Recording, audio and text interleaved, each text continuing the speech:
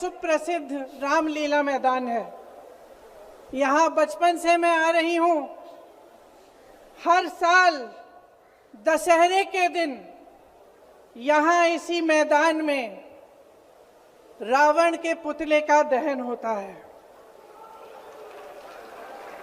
मैं छोटी थी तो अपनी दादी जी इंदिरा जी के साथ आती थी, उनके पैरों के पास जमीन पर बैठ के देखती थी। उन्होंने हमारे देश की ये प्राचीन, हजारों वर्ष प्राचीन गाथा जो रामायण है, भगवान राम जी की जीवन गाथा मुझे सुनाई। आज जो सत्ता में है वे अपने आप को राम भक्त कहलाते हैं। इसीलिए यहाँ बैठे हुए मेरे मन में ये बात आई कि उनको इस संदर्भ में कुछ कहना चाहिए। मुझे लगता है कि वे कर्मकांड में उलझ गए हैं। मुझे लगता है कि वे दिखावे में लिप्त हो चुके हैं। इसीलिए मैं आज यहाँ खड़े होकर उन्हें याद दिलाना चाहती हूँ कि वो हजारों वर्ष पुरानी गाथा क्या थी और उसका संदेश क्या था। भगवान राम जब सत्य के लिए लड़े, उनके पास सत्ता नहीं थी। भगवान राम जब सत्य के लिए लड़े, उनके पास संसाधन नहीं थे। उनके पास तो रथ भी नहीं था। रथ रावण के पास था, संसाधन रावण के पास थे, सेना रावण के पास थी, सोना रावण के पास थी। वो तो सोने की लंका में रहता था।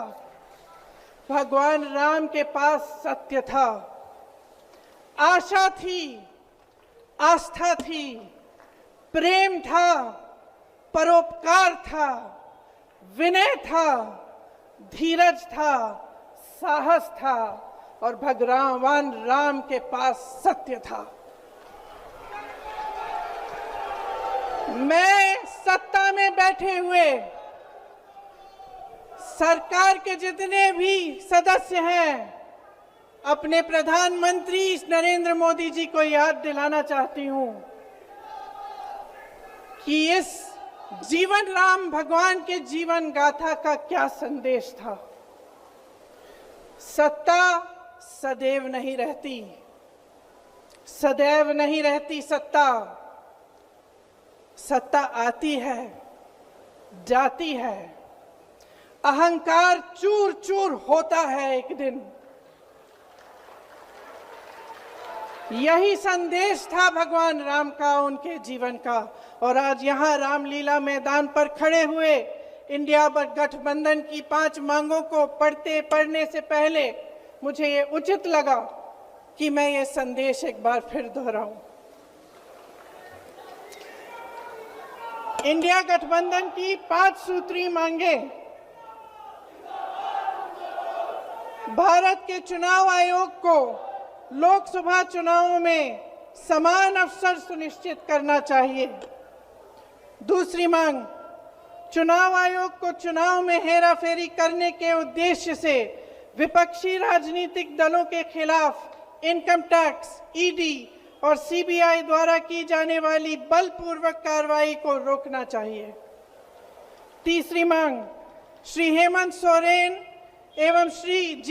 एवं श्री अरविंद केजरीवाल जी की तत्काल रिहाई की जाए।